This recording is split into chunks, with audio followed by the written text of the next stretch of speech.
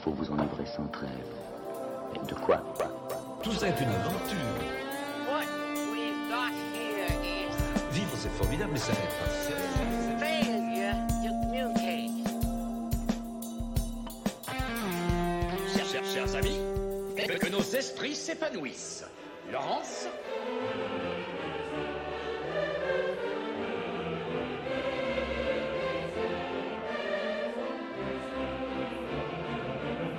Viande. Du latin vivanda, mot issu du verbe vivere, qui signifie vivre. La viande, étymologiquement, est ce qui sert la vie. Avant le XXe siècle, on appelait viande toute forme de nourriture, aussi bien du poisson que des légumes. La terre produit une diversité de viandes qui se succèdent selon les saisons, écrivait le poète François de Malherbe. Viander se disait d'un animal qui allait pâturer. Ainsi évoluent les mots et les mœurs humaines. Aujourd'hui, c'est de la consommation de viande dont nous allons causer. Consommer de la viande au XXIe siècle serait-il devenu irresponsable, voire anachronique? Entre impact écologique, santé publique, économie, corruption, bien-être animal, la consommation de viande semble soulever de nombreux débats et être un thème névralgique, reliant entre eux les grandes problématiques de nos sociétés modernes. Le sujet s'invite partout, dans les documentaires, dans les débats politiques et même dans la fiction. Dans la série finlandaise Transport, une journaliste remonte jusqu'à des filières européennes mafieuses. Chantage, corruption, meurtre, la série met en lumière les plus sombres recoins du marché de la viande. Une réalité que les pouvoirs publics occultent bien souvent. Alors, manger de la viande, est-ce devenu une hérésie? Eh bien, c'est ce dont nous allons causer avec mon invité, la philosophe et écrivain Gilles Manon Bordelais.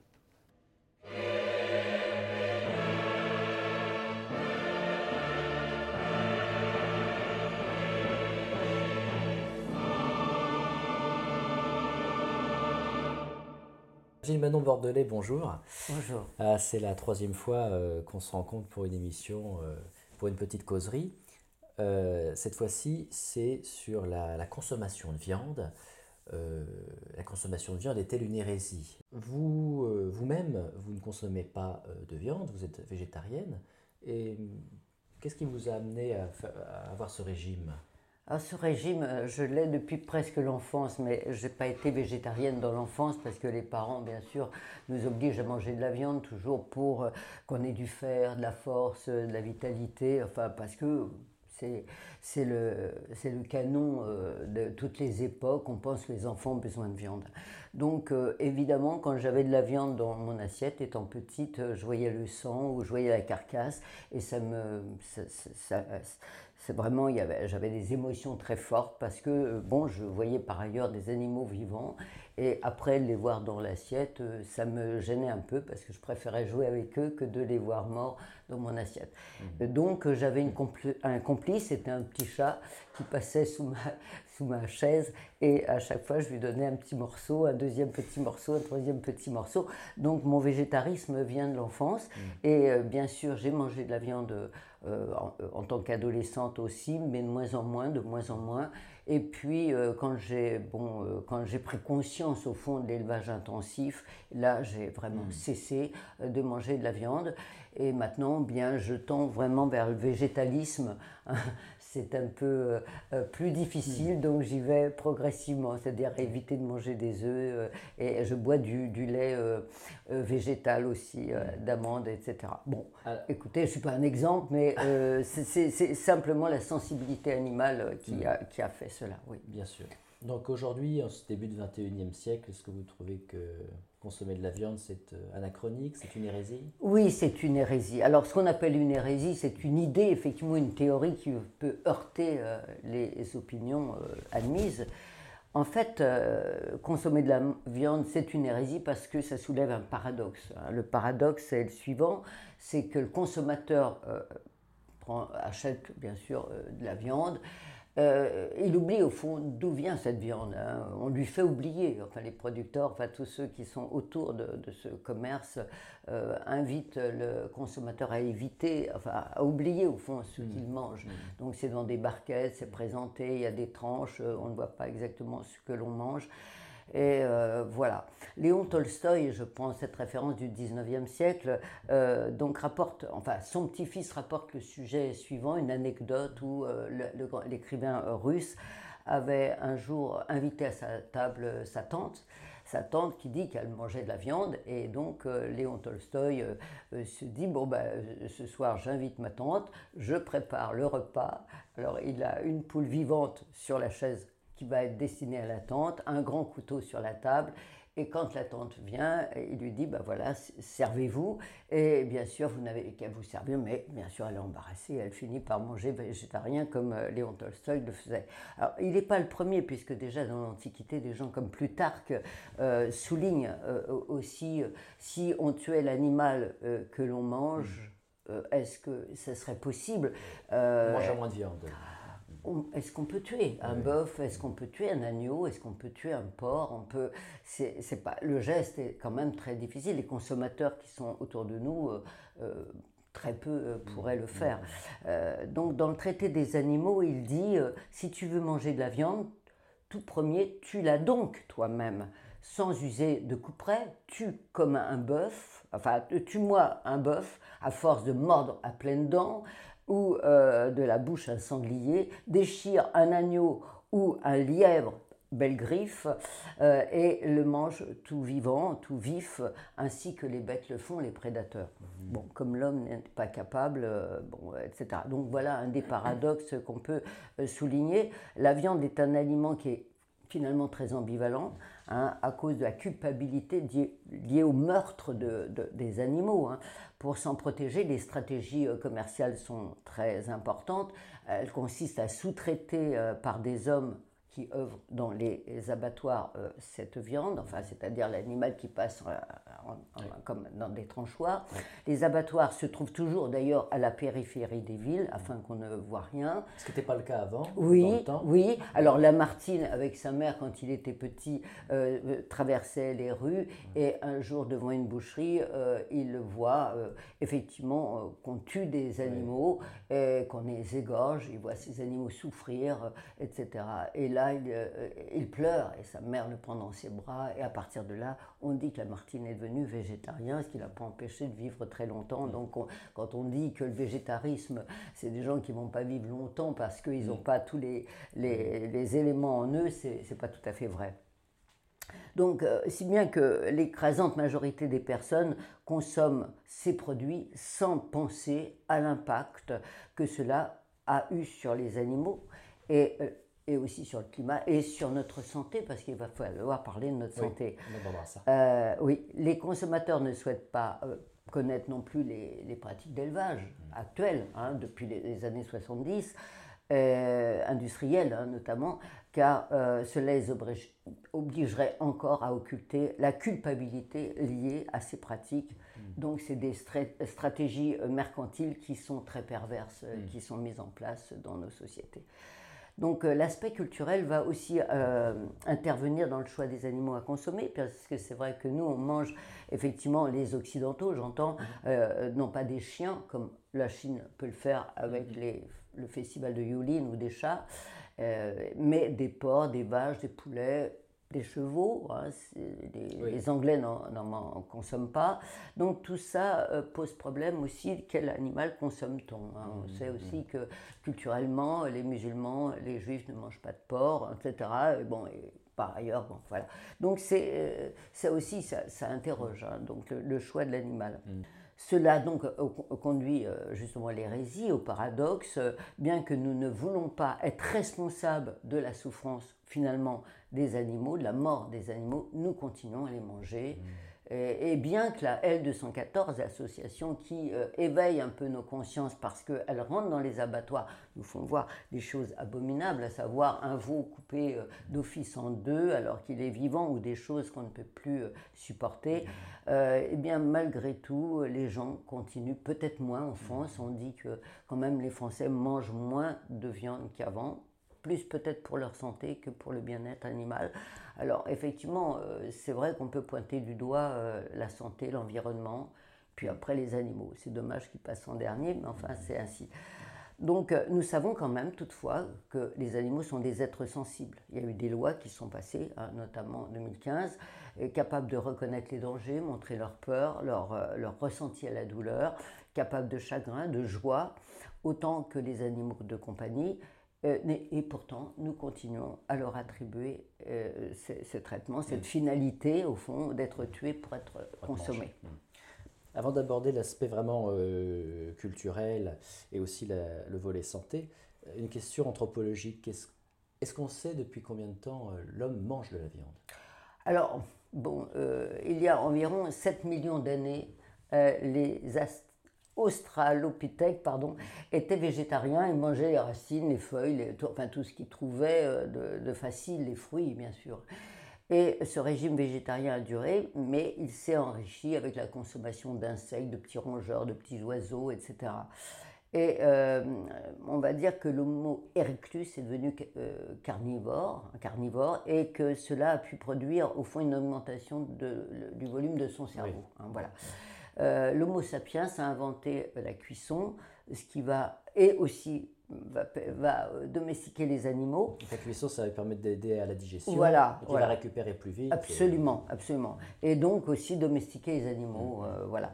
Mais donc il y a des relations entre l'homme et l'animal qui vont changer au fur et à mesure du temps. La chasse va favoriser l'émergence de la socialité entre les hommes, évidemment. Et la viande de mammouth fournissait 2 tonnes de viande pour que tout un clan puisse manger assez longtemps cette viande. Alors il y a beaucoup de mythes, beaucoup de croyances autour de la viande. Effectivement, c'est un nutriment extraordinaire. C'est un cadeau du ciel, on va dire. Voilà. Et alors, que dit notre organisme vis-à-vis de cette consommation? Est-ce qu'on peut s'en passer sans risque pour la santé, comme on a tendance à l'entendre un petit peu partout? Oui, certains chercheurs vont dire que non, hein, parce que les humains ont des canines émoussées, et donc les vrais carnivores ne l'ont pas. Ils ont vraiment des canines très acérées, des grandes canines. Ils sont capables de déchirer la viande, la chair sur l'animal, et les mâchoires des carnivores, des carnassiers, de haut en bas, alors que nous, on a aussi de haut en bas, mais aussi de gauche à droite. Donc ce qui fait qu'on a aussi des molaires très plates, qui sont là pour un peu broyer les végétaux, les fibres, etc. Donc on serait plus proche au fond des herbivores que des carnassiers. Bon. Ah oui, physiologiquement. Oui. Physiologiquement. De même, les carnivores ont des intestins courts, alors que l'être humain a des intestins longs, donc ce qui veut dire que les mangeurs de plantes vont finalement digérer lentement ce qu'ils consomment. D'autre part, les vrais carnassiers, engloutissent des gros morceaux de chair, et ils comptent au fond sur les acides gastriques puissants qui vont décomposer ces chairs et tuer des bactéries qui sont finalement dangereuses, issues de la viande, alors que l'être humain a des sucs gastriques, beaucoup plus faibles, qui ressemblent aux animaux donc herbivores. Alors, on sait aussi qu'en France, 10 000 à 13 000 personnes sont victimes d'intoxication alimentaire chaque année. Alors, effectivement, il faut faire cuire bien longtemps la viande pour être sûr qu'il n'y ait pas de problèmes qui peuvent entraîner des infections. La viande peut entraîner aussi des maladies cardiaques. Les mangeurs de viande courent beaucoup plus de risques de développer ces maladies que les végétariens. On compte à peu près 92% de risques plus élevés. Des maladies cardiovasculaires. Oui, absolument. La consommation de viande a considérablement augmenté à partir des années 70, où on a mis en place effectivement ces élevages intensifs dans le monde. Mais les maladies cardiaques, les accidents vasculaires cérébraux, les cancers, l'obésité vont augmenter au fur et à mesure aussi. De nombreuses études montrent que manger de la viande n'est pas idéal. Le corps humain est conçu pour se nourrir d'aliments d'origine végétale, riches en fibres, en antioxydants, en acides gras insaturés et en protéines sans cholestérol. Si l'on décide de ne plus manger de viande, Alors effectivement, on va dire, on aura moins de fer dans le sang. Et effectivement, c'est pour ça que... Et le corps va produire moins d'acide biliaire. Bon. Mais en contrepartie, on limite les réactions inflammatoires et dans tout le corps et on augmente les apports en fibres et on fait baisser le mauvais cholestérol et les cancers et les carences. Bon, alors c'est vrai, il y aura des carences en fer, en vitamine B12 et certaines protéines, mais par ailleurs, je crois que le bilan est meilleur quand même du côté non viande, moins en surconsommation. Bien sûr, certains peuvent manger de la viande, mais il faut peut-être réduire sa consommation dans la semaine. Voilà. Puis on se pose aussi la question de la qualité de la viande. Oui, c'est ça. Bah oui, puisqu'on parle d'élevage intensif qui sont premiers quand même. Donc effectivement, les animaux sont moins élevés de façon naturelle, paysanne, etc. Donc ça pose quand même un gros problème. La façon dont on les nourrit, les médicaments qu'on leur donne, qu'on ingère nous-mêmes, notamment les antibiotiques. Les nitrates, les nitrites, etc., les antibiotiques, effectivement. Voilà. Donc c'est vrai que ça demande une certaine vigilance que les gens n'ont pas forcément lorsqu'ils consomment de la viande, étant donné que la viande est aussi très chère. Absolument. Elle devient de moins en moins chère à partir du moment où il y a les industries. Ça fait baisser le coût de la viande, mais enfin, on va voir justement que cette chaîne alimentaire est un problème quand même.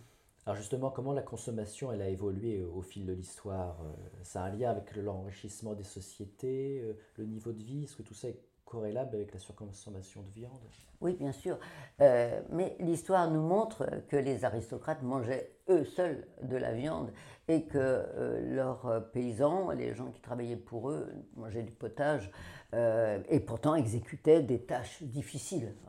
Les aristocrates étaient plutôt dans le loisir et les autres travaillaient. Donc c'est un paradoxe. Même chez les Égyptiens, c'était pareil. Donc dans toutes les sociétés où il y avait effectivement des aristocrates, des gens aisés et d'autres qui travaillaient pour eux, eh bien on se rend compte que leur nourriture était aussi différente. C'est ceux qui étaient dans l'oisiveté qui mangeaient de la viande, et ceux qui étaient au labeur qui mangeaient de la soupe. Et d'ailleurs, ils avaient la goutte, souvent ceux qui mangeaient de la viande et ils finissaient très mal. Bon, le roi de France, Henri IV, avait établi, démocratisé la poule au pot au XVIIe siècle en réponse aux famines issues des guerres qui sont très longues opposant les protestants guinéens aux catholiques.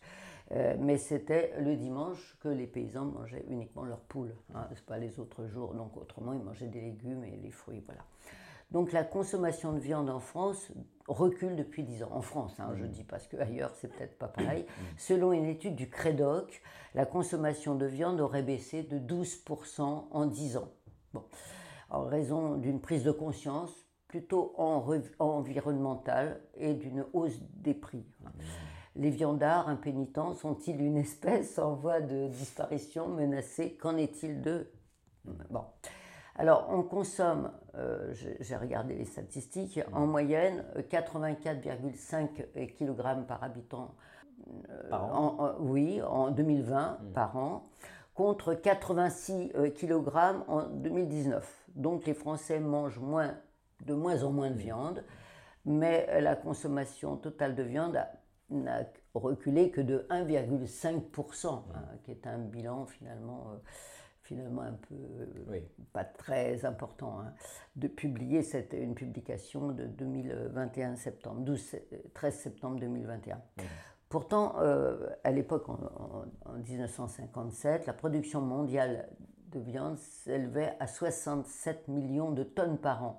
Elle s'élève aujourd'hui à 320 millions de tonnes, dont 37% de porc, 30% de volaille, etc. C'est quand même important.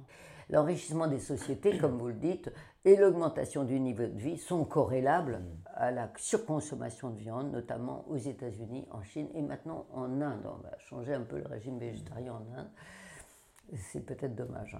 Les États-Unis sont quand même les plus gros consommateurs de viande au monde. En moyenne, un consommateur américain, mange 100 kg de viande par an, 50% de volaille, 25% de bœuf, 25% de porc. Bon, le burger est bien sûr devenu le plat national là-bas.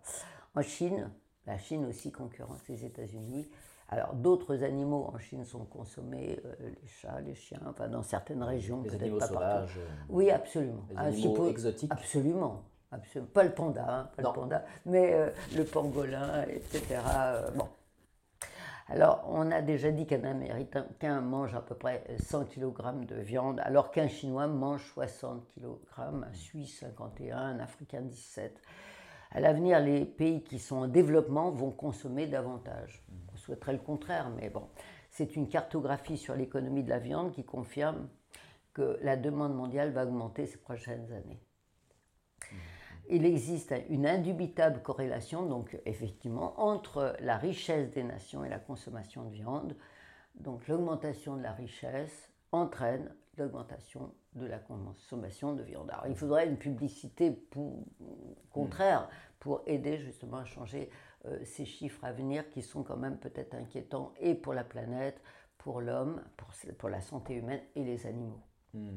Ce sera possible, vous pensez qu'on aille vers une tendance contraire, c'est-à-dire que les gens aisés prennent conscience que manger de la viande est mauvais à la fois pour leur santé et pour l'environnement, et qu'ils vont plutôt se tourner vers des produits végétaux biologiques, qui sont aussi chers, et que finalement les masses sociales les plus pauvres, eux, vont acheter de la viande bon marché, parce qu'ils n'ont pas de quoi se payer des légumes. C'est vrai ce que vous dites, mais en même temps, il y aura peut-être la viande de culture, qui est en train de commencer à être aidée par des start-up, et qui sera à un coût, enfin on espère, pour le moment ce n'est pas le cas, mais on espère que cette viande pourra finalement se greffer et changer les choses. Et puis comme vous dites, le végétarisme, et tout le monde, les gens végétaristes ont un peu peur de cette transition, effectivement. Oui. Donc, quels sont les chiffres aujourd'hui concernant la consommation de viande, les animaux élevés, les animaux tués et les animaux consommés? Oui. Alors en France, la consommation moyenne de viande diminue d'année en année, on l'a dit tout à l'heure. Le programme national Nutrition Santé recommande de limiter cette consommation, justement pour des besoins de santé publique. Mais tout en dehors de celle de la volaille, le bœuf, le veau, le porc, les viandes chevalines qui baissent quand même assez rapidement, on aimerait que les gens se limitent à 500 grammes par semaine de viande, viande cuite. Bon.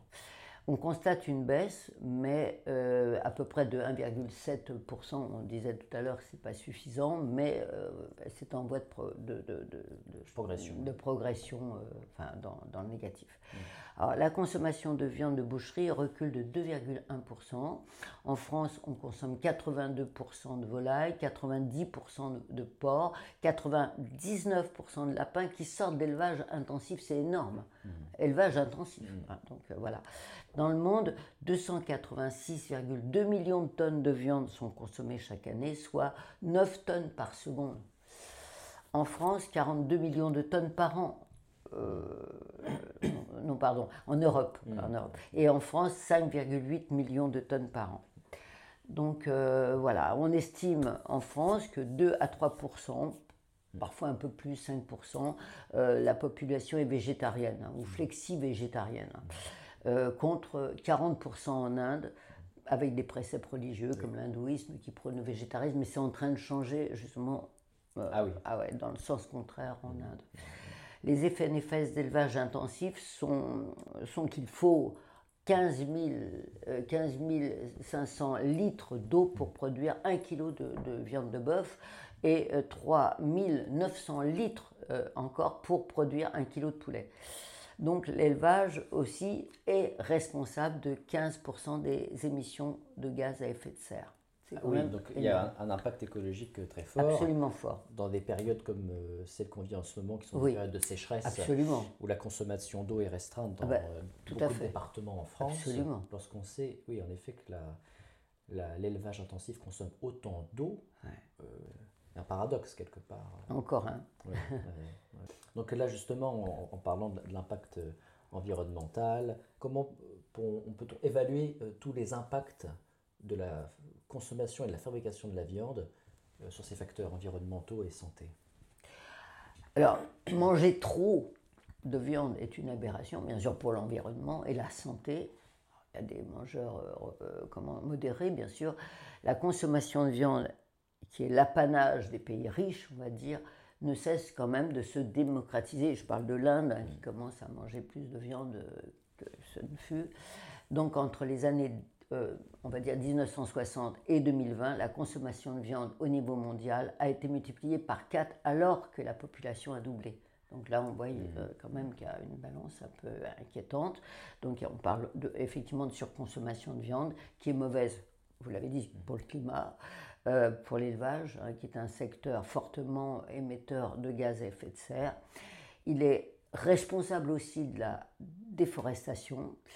Et on peut dire aussi, ajouter que le cancérologue Axel Kahn souligne que de nombreuses études scientifiques démontrent les risques pour la santé avec les additifs à base de nitrites, de nitrates, dont on parlait tout à l'heure dans la charcuterie. Les charcuteries sont classées cancérogènes par l'OMS et chaque année en France, on compte 4000 nouveaux cas de cancer de l'estomac et du côlon. Les charcuteries provoquent des liaisons de l'ADN. Donc ça serait important, oui. Selon le chercheur. En ce qui concerne la viande rouge, en manger trop développe, on le sait, des cancers, notamment du côlon, mais aussi des maladies cardiovasculaires. De plus, la diminution de la consommation de viande par tous les pays gros consommateurs permettrait de réduire l'empreinte environnementale de l'alimentation et par conséquent de réduire l'élevage intensif en diminuant les émissions de gaz à effet de serre, en économisant aussi les ressources en eau, puisqu'on parle de sécheresse actuellement, et en diminuant leur pollution par des nitrates. Et en réorientant les terres cultivables vers une alimentation humaine sans augmenter la déforestation. Et la monoculture aussi, qui est, qui est principalement concentrée pour l'alimentation du bétail. Oui, absolument, le soja, dans certains pays.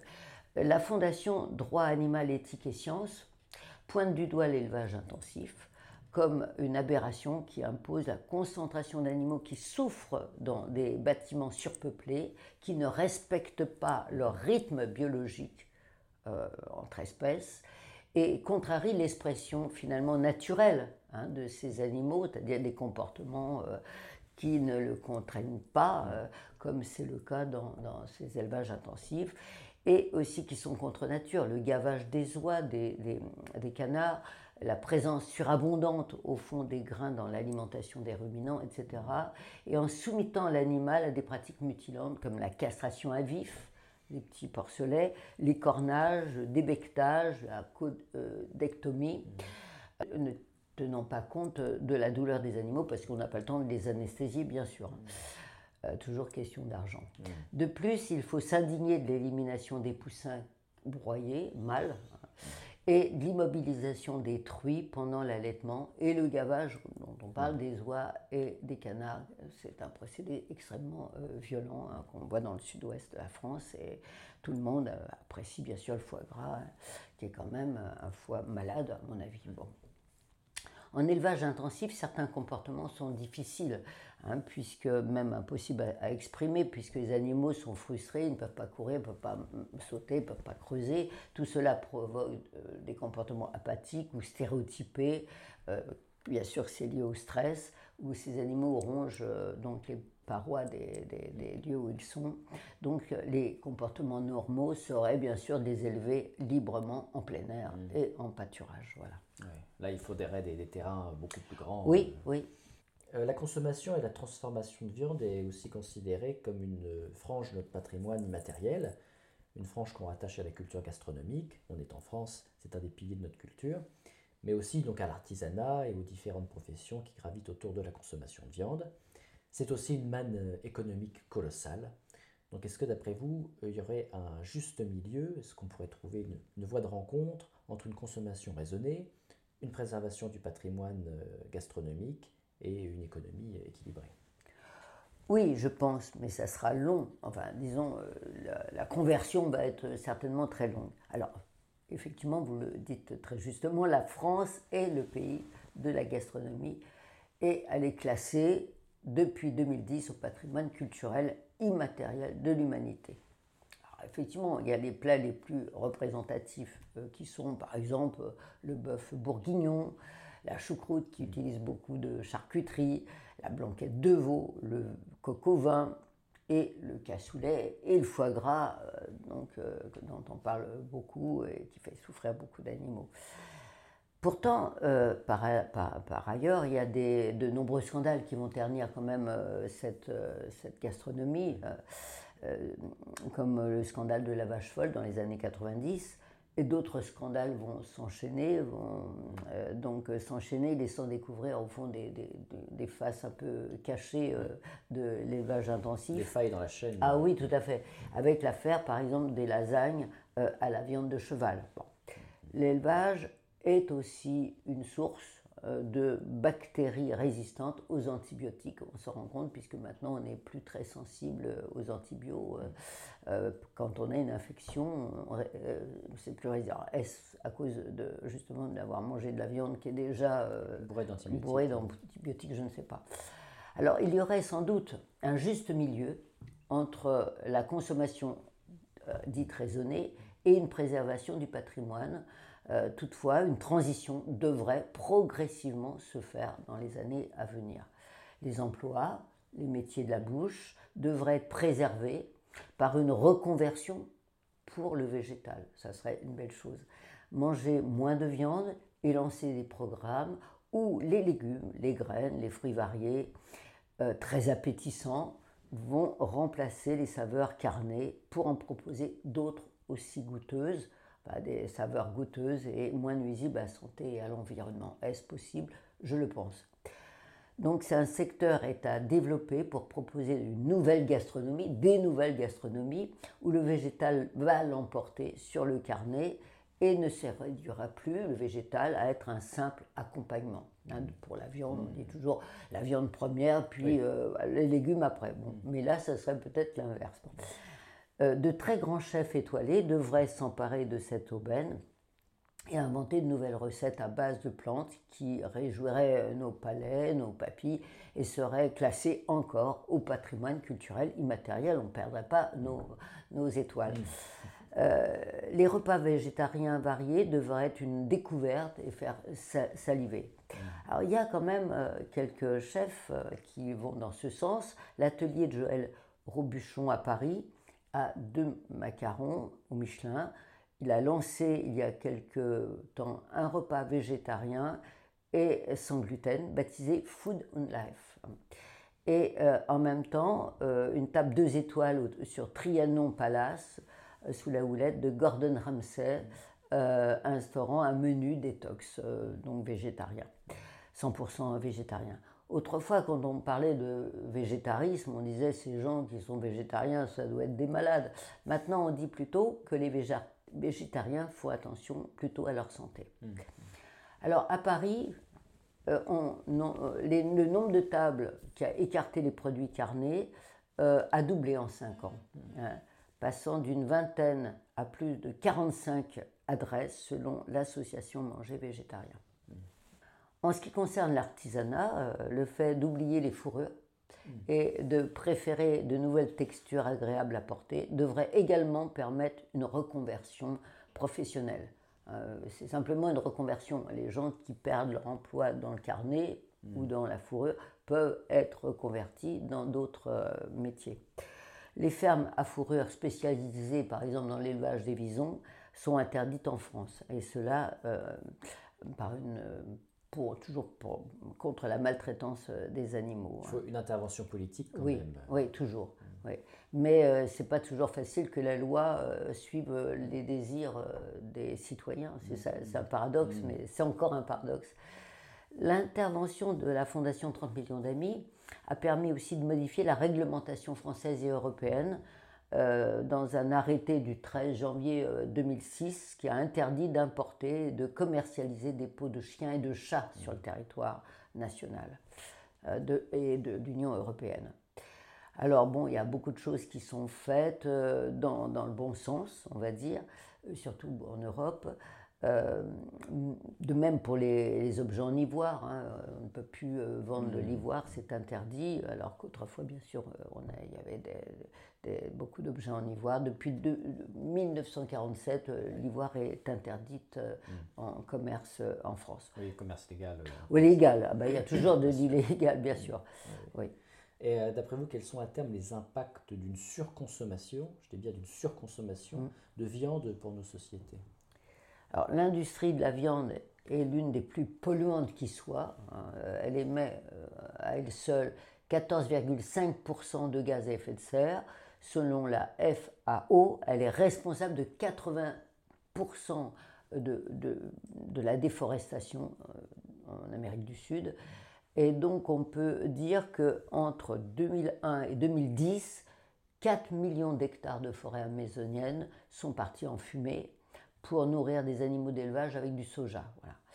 Ainsi, pour la santé, réduire la consommation de viande permettrait aussi de vivre en meilleure santé, mais aussi en diminuant le risque de maladies cardiovasculaires, mais aussi en respectant l'environnement. À l'échelle mondiale, on peut dire que 75 milliards d'animaux sont abattus chaque année, c'est énorme. Pour une population mondiale de 8 milliards. Oui, on est 8 milliards, oui. On est 8 milliards, et là on dit 75 milliards. Donc ce qui veut dire qu'il y a beaucoup de gaspillage alimentaire considérable, c'est ce que dit la FAO dans une étude menée en 2016. Ce sont, comme je l'ai dit précédemment, les États-Unis qui détiennent le record, bien sûr, de la consommation de viande. On a dit 100 à 125 kilos de viande par an et par habitant. En France, l'augmentation constante des élevages intensifs, et surtout en Bretagne. La Bretagne compte de nouvelles fermes, usines, qui est très néfaste pour l'environnement et la santé et le bien-être des animaux. Une ONG recense environ 4413 élevages industriels, ce qui est énorme. Et est-ce que sous cette surconsommation de viande, qu'on peut qualifier d'anachronique, hein, d'après ce qu'on a pu dire depuis le début de l'entretien, se cachent des lobbies industriels influents qui auraient aussi un impact sur les décisions politiques? Bien sûr, hein. Oui. L'argent est le dieu Pluton, comme le dit Karl Marx à son époque. Il pollue l'argent, les rapports entre les hommes. Les animaux d'élevage sont considérés comme de simples marchandises que l'on fait souffrir dès leur naissance jusqu'à leur mort pour vendre à bas prix, à grande échelle, cette viande. C'est ça le but, c'est pas les animaux, c'est l'argent. Donc le 28 janvier 2015, l'Assemblée nationale avait voté, on s'en souvient, en lecture définitive, le projet de loi relatif à la modernisation du droit. Notamment, l'animal est désormais reconnu comme un être vivant doué de sensibilité, d'après le Code civil et l'article 515-14, et n'est plus considéré comme un bien meuble, hein, l'article 528. N'y a-t-il pas donc contradiction entre la loi et les pratiques actuelles? Il y a un problème. On trompe le consommateur, il y a un effet pervers, en lui faisant croire que la viande est nécessaire à sa vie, en la présentant dans des barquettes qui font oublier son origine, c'est-à-dire qu'il y avait avant un animal vivant. Le lapin, par exemple, est présenté désormais en tranches, afin que le consommateur ne puisse pas faire la référence avec l'animal vivant. Oui, on n'en voit plus maintenant de carcasses d'animal sur les étals. Non, plus du tout. On voit toujours sous cellophane des tranches partout. Oui, ça aussi, oui.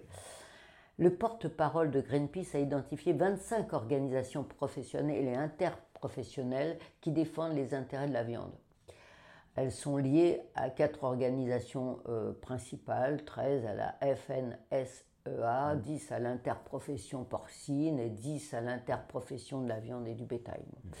Si l'on prend l'exemple de la viande porcine, par exemple, c'est une viande issue d'animaux âgés environ de 6 à 7 mois, appelée porc charcutier. L'ouest de la France est une grande région d'élevage de porc, surtout la Bretagne, avec 70% de production. En France, on retrouve 3 systèmes d'élevage du porc, bâtiments sur caillebotis, représentant 90% des élevages de porc, c'est énorme. Les animaux y sont élevés au sein de bâtiments dont le sol est ajouré permettant l'évacuation de leurs excréments et de l'urine. Deuxième figure, les animaux en litière biométrisée représentent 5% d'élevage de porcs en France. Ces animaux sont élevés sur du béton et on leur met dessus de la sueur, de la litière de sueur, de paille. Et la litière est censée absorber les excréments et l'urine. Et il n'y a que 5% des élevages de porcs qui se font en plein air. 5%. Les animaux, ils sont élevés à l'extérieur, disposent d'abris avec toiture en tôle paillée à l'intérieur. Alors, il y a encore d'autres professions. Les médecins scolaires insistent sur les mérites des protéines animales et de la viande pour les adolescents. Le corps médical aussi est touché par les lobbies de la viande. Les politiques sont également concernés. On note en 2016, par exemple, que 172 parlementaires français étaient membres du club Amis du cochon, ainsi que par l'interprofession porcine. Alors, Greenpeace n'est pas contre la viande, bien sûr, mais soutient que les élevages devraient être uniquement paysans et garants du bien-être des animaux, préservant les écosystèmes, le climat et la santé. Et bien sûr, Greenpeace est contre ces élevages intensifs qui se multiplient, notamment en France.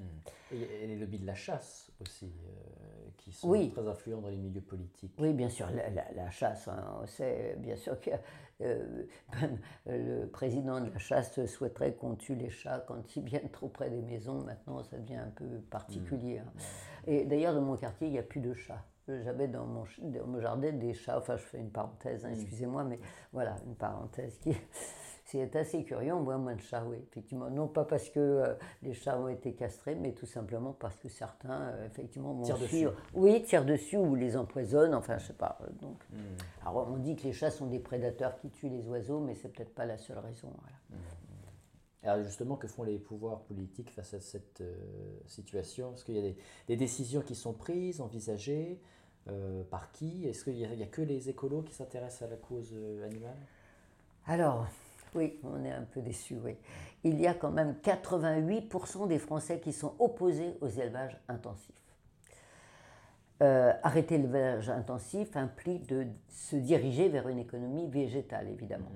Le lobby citoyen devrait être plus fort que le lobby de l'élevage industriel. Pourtant, le Parlement européen exige les choses, mais dans des périodes plus lointaines. En 2027, par exemple, on pourra exiger la fin de l'élevage en cage. Mais c'est long, 2027.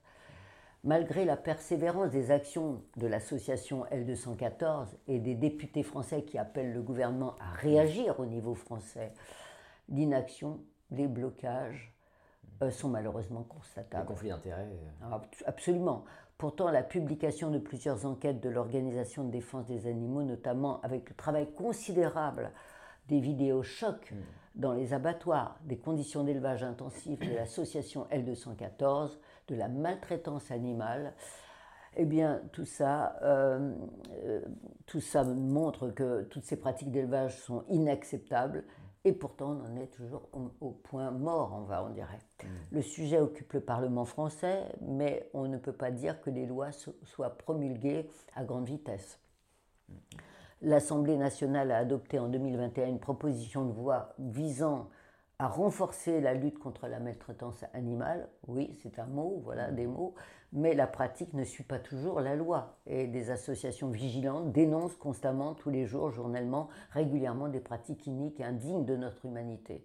Donc le Sénat lui-même, c'est quand même bizarre, a rejeté fin mai une proposition de loi pour un élevage éthique, soucieux du bien-être, bien sûr, des animaux. À rejeter. Oui. À rejeter. Le parti animaliste, qui a fait 2% aux européennes, alors que c'est un parti qui n'a pas de programme politique, celui de défendre les intérêts des animaux, essaye de sensibilité, travaille beaucoup, travaille dans le bon sens. Et si les citoyens maintenant sont informés, s'indignent de la maltraitance des animaux, pourquoi encore attendre qu'une loi passe pour faire cesser ces conditions d'élevage intensif, de transport et d'abattage? Pourquoi attendre autant? Comment est-il encore possible d'accepter dans notre pays que l'on tue des animaux selon aussi des rituels religieux?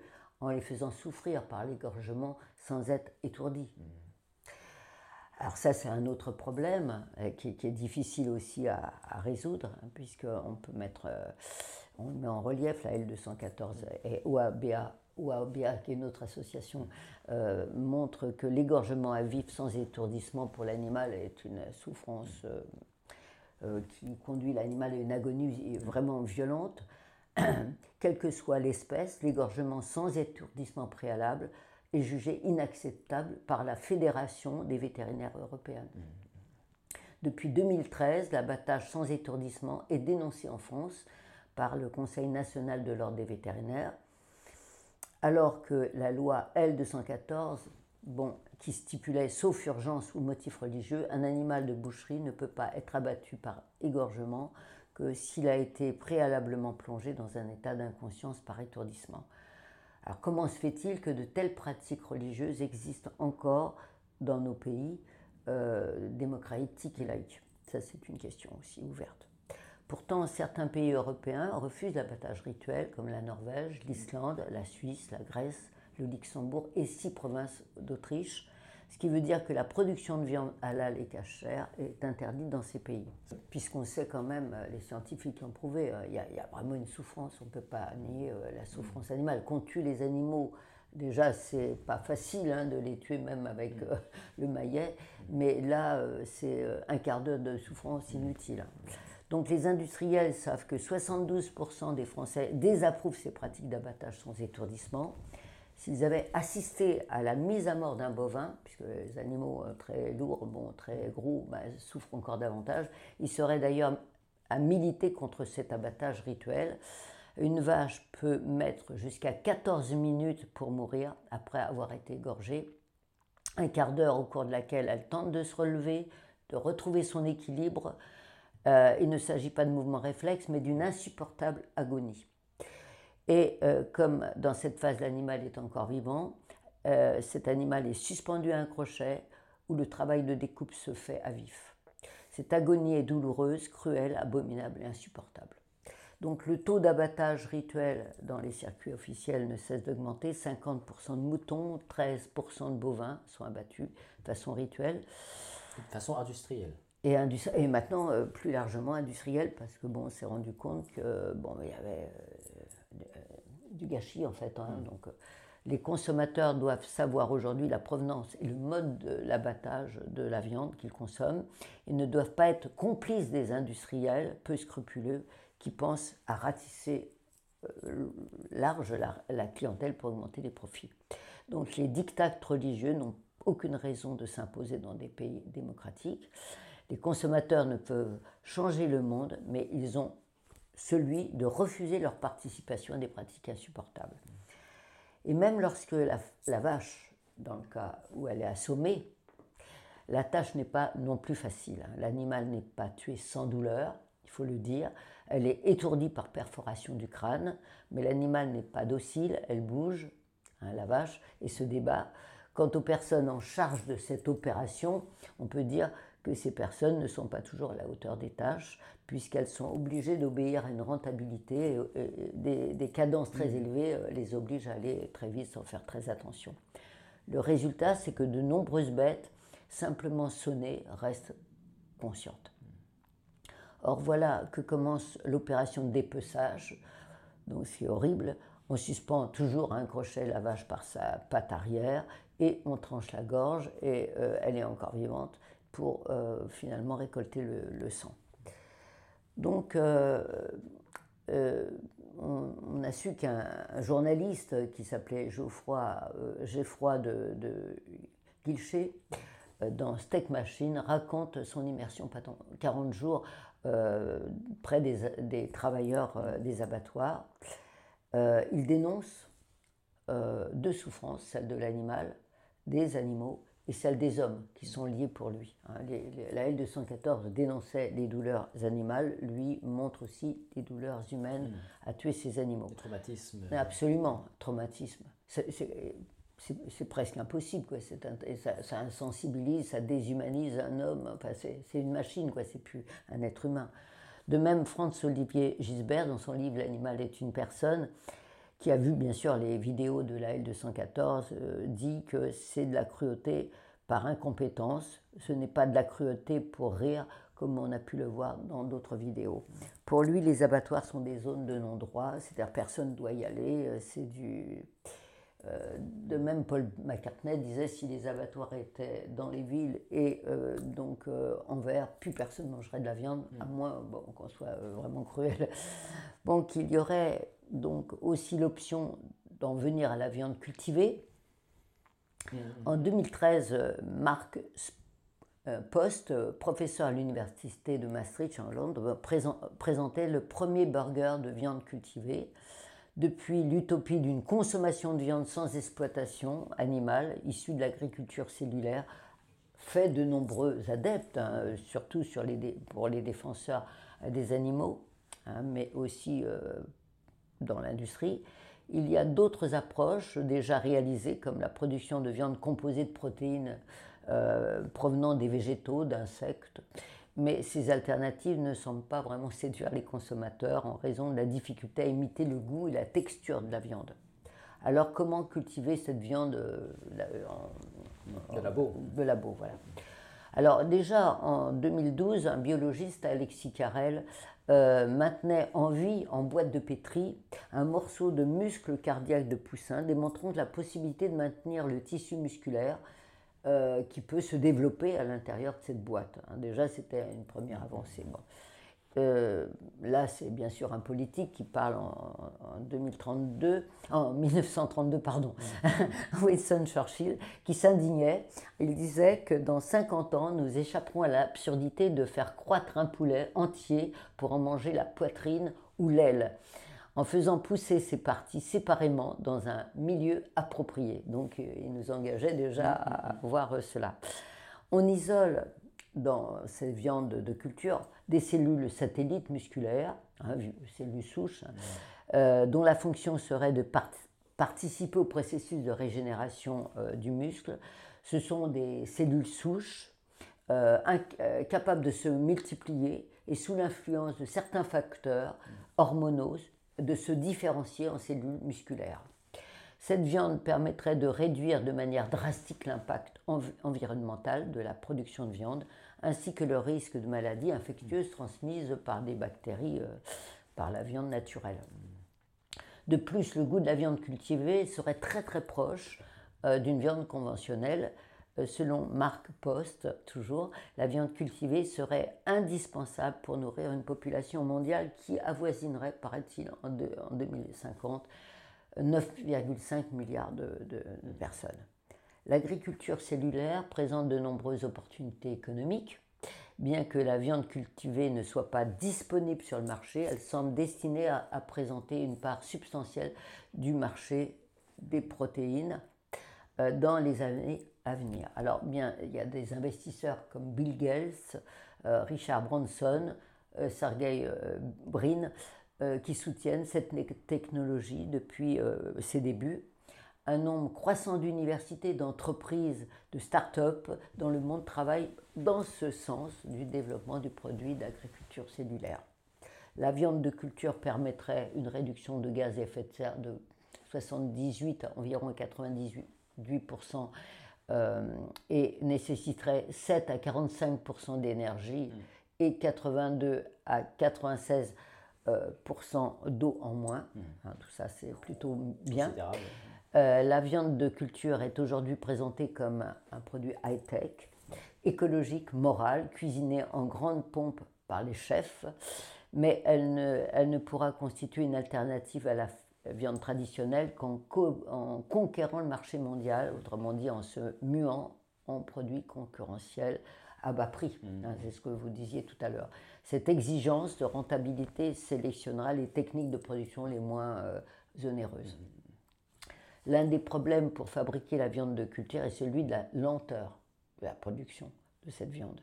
Chez l'animal, le volume musculaire croît lentement, les cellules satellites musculaires se multiplient peu, mais pour obtenir en quelques semaines in vitro ce que l'animal produit en quelques années à fabriquer est beaucoup plus difficile. Il faut stimuler de manière continue la prolifération des cellules satellites musculaires par des facteurs de croissance, dont les hormones sexuelles anabolisantes. Donc ça, c'est un peu difficile. Luc Ferry souligne que dire qu'il s'agit de fausse viande est une absurdité, parce que la viande est toujours à l'origine de la viande cellulaire. On prend des cellules souches animales quand même. Oui. Donc, puisque cette viande est fabriquée peut-être in vitro, mais à partir de cellules souches animales mises en culture. Oui, ce serait de la fausse viande, parce qu'aucun animal a été tué. Oui, oui. Juste pour ça. Oui, on peut prélever, disons, les cellules souches, même pas forcément tuer l'animal. De nombreuses startups sponsorisées par de grands noms de l'industrie agroalimentaire ont été créées. Elles ambitionnent de mettre sur le marché, dès 2020 ou 2022, des viandes cultivées de bœuf, de volaille, de poisson à prix abordable. Bon. C'est désormais un fait. Les autorités sanitaires de Singapour ont autorisé la consommation de nuggets à partir de viande de poulet fabriquée en laboratoire par la start-up californienne Eat Just. Donc, adieu veaux, vaches, cochons couvés, comme pouvait le dire la laitière dans la fable de La Fontaine, la laitière et le pot au lait. J'espère qu'on y verra un petit peu plus clair dans tous ces débats, ces conflits de société autour de la viande. On a vu, ça touche l'économie, la culture, la santé, l'écologie. Donc c'est un sujet vraiment majeur, central. Et surtout avec la sécheresse actuelle, le climat, tout ce désordre actuel au niveau environnemental, on a besoin de faire face vraiment et de dire non. Et de faire que les lois progressent très vite. C'est ça, en espérant que les pouvoirs politiques suivent et s'emparent du sujet sérieusement. Absolument. Il faut vous enivrer sans trêve. Et de quoi? Tout ça est une aventure. What we've got here is... Vivre, c'est formidable, mais ça n'est pas fait.